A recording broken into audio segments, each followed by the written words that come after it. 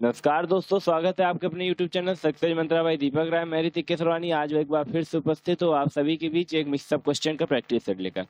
जैसा कि हम सब लोग जानते हैं कि कल ही हमारा UP triple S C PET exam का पेपर है, तो उन अंतिम समय में जो क्वेश्चन हमारे लिए बहुत महत्वपूर्ण हो सकते हैं, मैं उन्हीं कुछ क्वेश्चनों को लेकर आया हूँ जो कि दिखने में थोड़ा इजी दिखते हैं लेकिन होते नहीं है। कई छात्र उसमें कुछ ना कुछ मिस्टेक कर देते हैं, तो मैंने सारी बुकों को बहुत ही मिला के सोच समझ के कुछ 6-7 क्वेश्चनों को आज लेकर आया हूँ और आशा करूंगा ये 6-7 क्वेश्चन कल के पेपर में आपके जरूर फंसेंगे।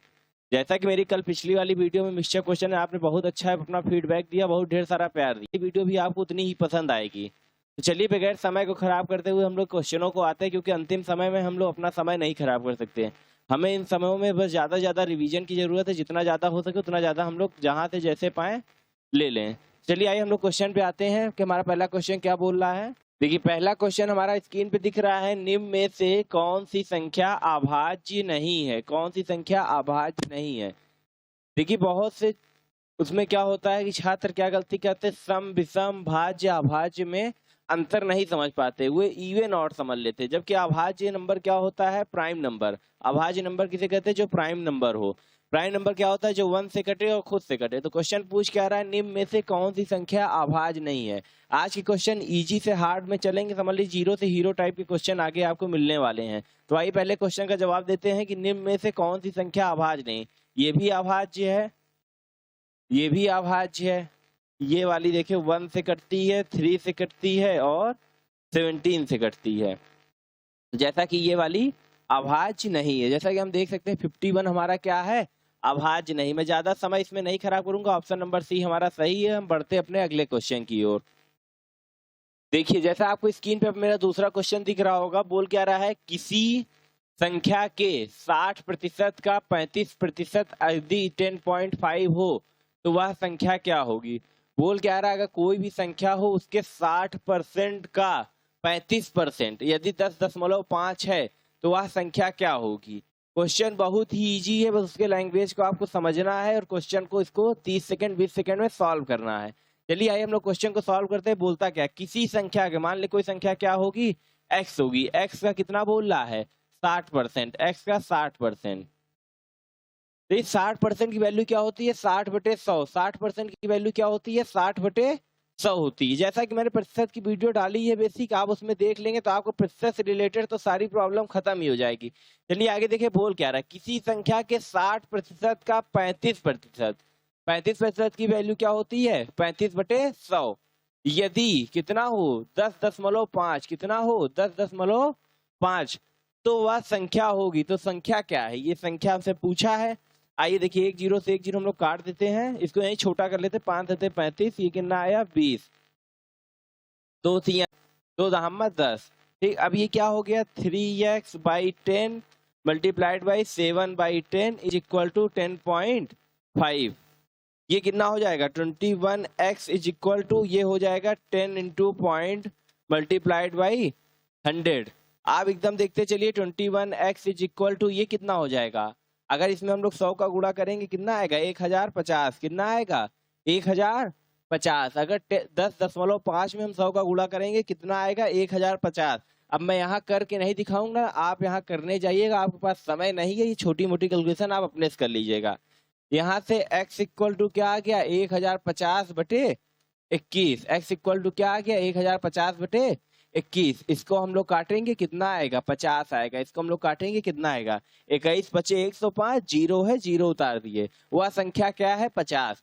50 ऐसी संख्या है जिसके 60% का 35% क्या है? 10.5 है। वह संख्या हमारी क्या निकल आई? 50। तो यहाँ पे हमारा ऑप्शन नंबर क्या सही होगा? ऑप्शन नंबर ए सही होगा। ऑप्शन नंबर ए में हमारे 50 दिया हुआ है। मैं एक बार फिर से क्वेश्चन को समझाना चाहता हूँ, जो छात्र ना समझा एक बार फिर से देख लें। बोल कह रहा है x का 60%, x का कितना? 60% का 35%, उसी का 35% क्या है? 10.5 है। तो वह संख्या क्या होगी? देखिए यहाँ 60% लिख के एक स्टेप बढ़ाने से अच्छा आप डायरेक्ट उसकी फ्रैक्शनल वैल्यू लिख के सॉल्व कर लीजिए। 60% फ्रैक्शनल वैल्यू 60/100, 6/10 होती है। मैंने ये सब अपने पिछली वीडियो में पढ़ा रखा है, तो जिसे वो ना समझ में आ रहा हो अंतिम समय वो भी देख ले। कल के पेपर में हमें कुछ भी नहीं छोड़ना है। कल 20 लाख बच्चे पेपर में बैठेंगे, उन 20 लाख बच्चों में आपको टॉप करना है, तभी आपको आगे जो भी सरकारी नौकरियां हैं वो मिल पाएंगी। चलिए हम लोग बढ़ते हैं अपने अगले क्वेश्चन की ओर। देखिए औसत से रिलेटेड एक बहुत ही अच्छा क्वेश्चन लेके आया हूँ। बोल क्या रहा है, 13 परिणामों का औसत 70 है। क्या बोल रहा है, कोई भी 13 से राशियां थी, उनके परिणामों का योग क्या है, 70 है। ठीक, प्रथम 7 का औसत 65 है और अंतिम 7 का औसत 75 है। सातवां परिणाम क्या है? देखिए बोल क्या रहा है, 13 परिणाम है। कितने परिणाम है, 13 परिणाम। प्रथम जो 7 वाले हैं उनका औसत क्या है, 70 है। लास्ट से जो 7 वाले हैं उनका परिणाम कितना है, 75 है। तो हमें वही बीच का जो 7वां स्थान होगा वह नंबर कौन सा होगा, यही हमें बताना है। क्वेश्चन को एक बार फिर से आप समझिए। बोल क्या रहा है, 13 परिणामों, कोई लाइन से संख्या लिखी है 13 ठो, कोई भी राशि 13 ठो लिखी है, उनका औसत कितना है, 70। उनका औसत कितना है, 70 है। प्रथम 7 का औसत 65 है। प्रथम जो 7 संख्या है उसका अगर औसत निकालेंगे तो क्या आएगा, 65 आएगा। और अंतिम 7 का, अगर हम अंतिम से उन 7 को ऐड करके उसका औसत निकालेंगे तो क्या आएगा, 75 आएगा। तो हमसे पूछा है एकदम जो मिडिल में 7वां नंबर है, जो 7वां नंबर है उसका परिणाम क्या होगा। हमसे क्या पूछा है, 7वां परिणाम क्या होगा। चलिए आइए मैं आपको क्वेश्चन को सॉल्व करके दिखाता हूँ। बोल क्या रहा है, 13 परिणाम, मतलब कुल कितनी संख्या रही होंगी, 13 संख्या रहेंगी। 13 परिणामों का औसत मतलब 13 × 70, हमें वो संख्या पता चल जाएगी, कितना आएगा, 910। मतलब उन संख्याओं का योग क्या था, 910। उन संख्याओं का योग क्या था, 910 था, तभी 910 को 13 से भाग दिए थे तो उसका औसत क्या निकला, 70 निकला। जब औसत दिया रहे और संख्या निकालना रहे तो बस ऐसे मल्टीप्लाई कर देते हैं इजी से। देखिए अगला क्या बोल रहा है, प्रथम 7 का, जो शुरू के 7 थे उनका औसत क्या है, 65। मतलब शुरू के 7 संख्याओं का औसत क्या था, 65। मतलब शुरू की 7 संख्याओं का योग कितना होगा, 7 बचे 35, कैरी गया 3, 7 × 42, 3 45। शुरू की 7 संख्याओं का जो योग था वो क्या था, 455 था। अभी धीरे धीरे आप क्वेश्चन समझते जाएंगे कि हो क्या रहा है।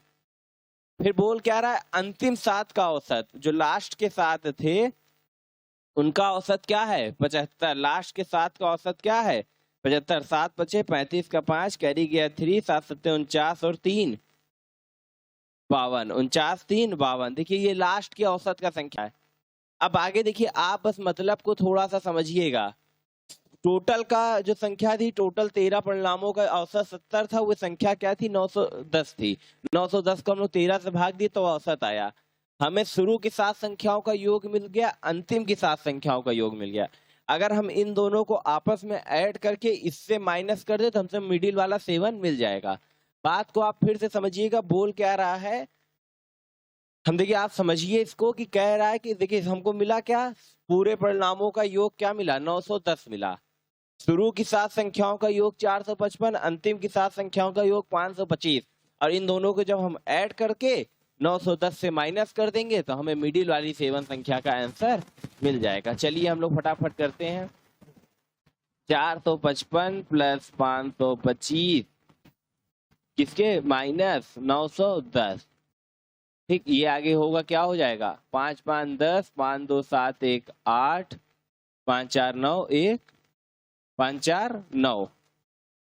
देखिए 5 5 10 का 0 करिए 1, 5 2 7 1 8, 4 5 9, माइनस 910। 980 में 910 माइनस करेंगे कितना आएगा, तो 7वां परिणाम हमारा क्या है, 7वां परिणाम हमारा क्या है, 70 है। 7वां परिणाम हमारा क्या है, 70 है, जो कि ऑप्शन नंबर बी में 70 दिया हुआ।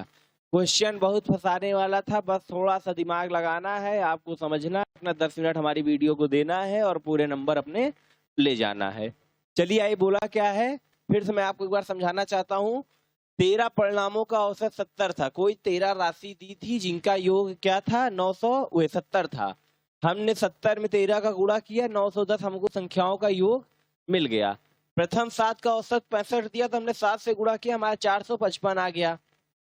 अंतिम 7 का औसत दिया था, उसमें हमने भी निकाला, 525 आ गया। इन दोनों को जोड़ के कुल के योग से माइनस कर देंगे, मिडिल वाले 7वां जो परिणाम हमसे पूछ रहा है वो क्या आ जाएगा, 70 आ जाएगा। आशा करता हूँ आपको ये क्वेश्चन समझ में आया होगा। चलिए बढ़ते हैं अगले क्वेश्चन की ओर। हमारा क्या बोल रहा है, एक नाव के 10 नाविकों में से 56 ग्राम किलो भार वाले व्यक्ति के स्थान पर नया व्यक्ति, मतलब कि एक नाव था, उसमें 10 लोग बैठे थे। कितने लोग बैठे थे? 10 लोग बैठे थे, जिसमें से एक व्यक्ति 56 किलोग्राम का था। उसके हट जाने पर जो नया व्यक्ति आता है वो इतना भारी रहता है कि इनके औसत भार में 800 ग्राम की क्या हो जाती है? वृद्धि हो जाती है। 800 ग्राम की क्या हो जाती है? वृद्धि। किसमें वृद्धि होती है? औसत भार में। इस बात को आप समझिएगा।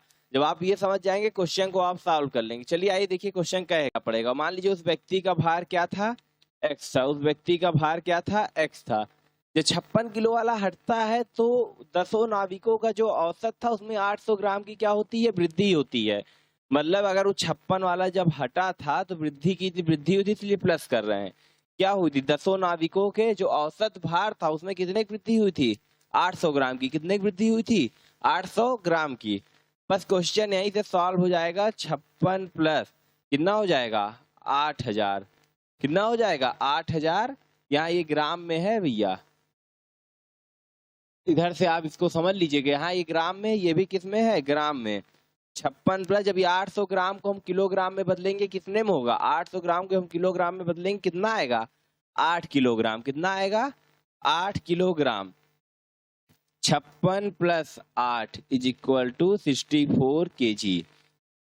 नए वाले व्यक्ति का भार कितना है? 64 किलोग्राम। नए वाले व्यक्ति का भार कितना है? 64 किलोग्राम।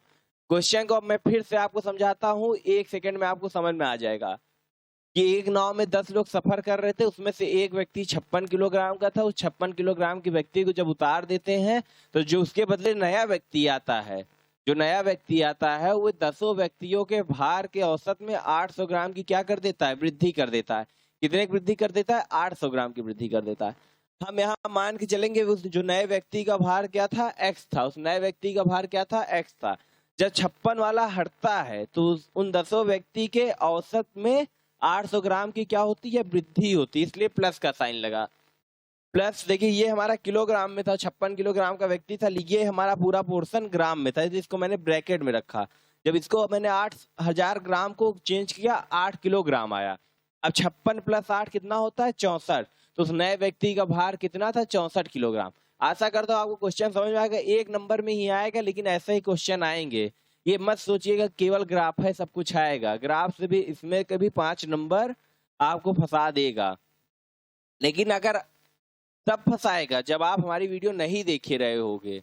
अगर आप हमारी वीडियो देख लोगे तो आप पूरा नंबर 25 से 25 मैथ में पा जाओ। 25 नहीं तो 24, 24.5 पक्का है।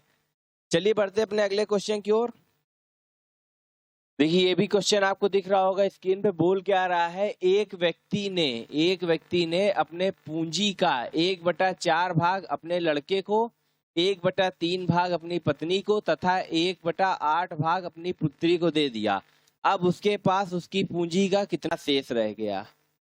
देखिए अब यहाँ पे एक चीज आप समझ लीजिए, अगर कहीं पे कोई भी चीज परसेंटेज में दी रहे तो वो अपने आप की पूरी 100% के बराबर होती है। अगर यहाँ समझिए कोई भी चीज परसेंट में दी रहे तो पूरा क्या होती है? 100% के बराबर होती है। अगर कोई चीज डिग्री में दी रहे तो वो पूरी 360 डिग्री के बराबर होती है।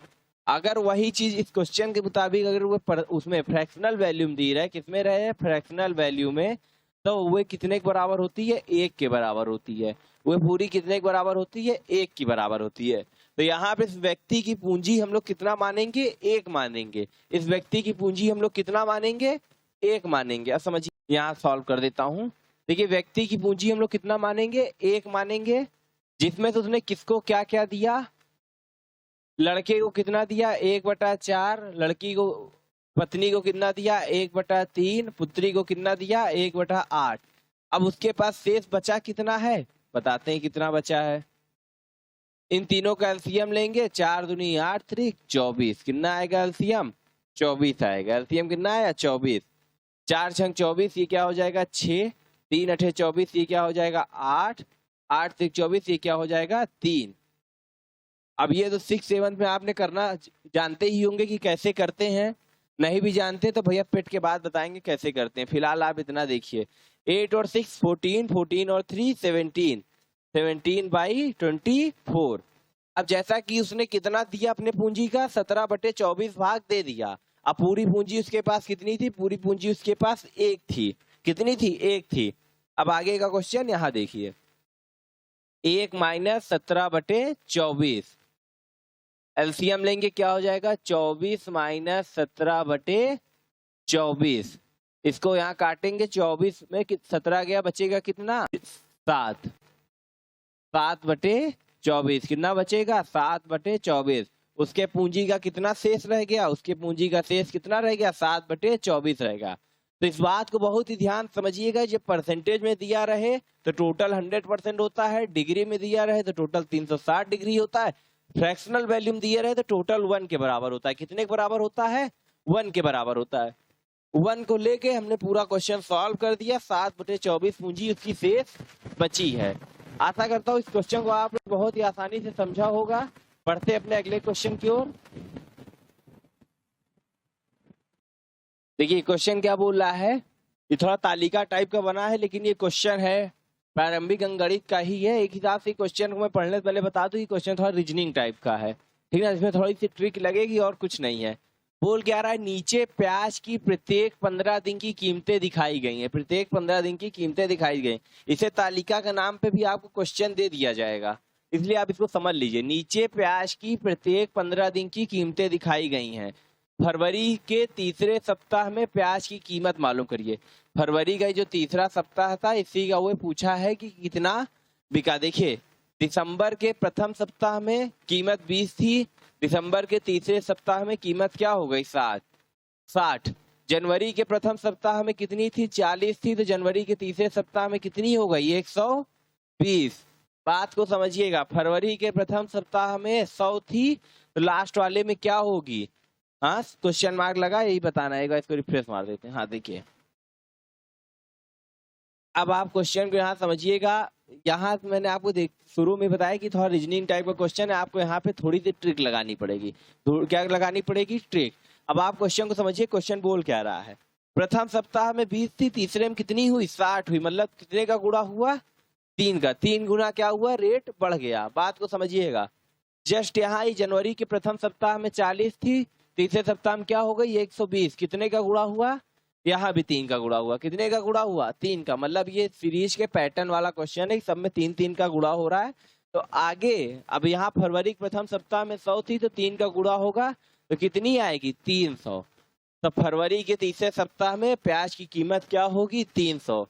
फरवरी के दूसरे सप्ताह में प्याज की कीमत क्या होगी? 300 होगी। जैसा कि आप देख सकते हैं ऑप्शन नंबर बी में 300 दिया हुआ है। क्या करूंगा, आपको ये 6 क्वेश्चन मैंने जो भी कराए हैं ये आपको समझ में आए होंगे। कल के यूपी पेट एग्जाम में भगवान करे यही 6 क्वेश्चन आ जाए और आपके 5 नंबर पक्के हो जाएं। जैसा कि कल हमारा पेट एग्जाम है, मैं भगवान से प्रार्थना करूंगा कि आप लोग अच्छे से पेपर दें और कम से कम 90+ मार्क्स लेकर आए। अगर आपको ये वीडियो पसंद आती है तो वीडियो को लाइक करिएगा। आपके जो भी डाउट होंगे कमेंट सेक्शन में बताइएगा, हम आज शाम तक आपके सारे डाउट क्लियर कर देंगे। और अगर आपको ये वीडियो अच्छी लगी हो तो प्लीज इसे ज्यादा से ज्यादा शेयर करें। जैसा कि कल वाली वीडियो में आपने अपना प्यार दिया था, आज वाली वीडियो में भी आप उतना ही प्यार दीजिएगा। धन्यवाद।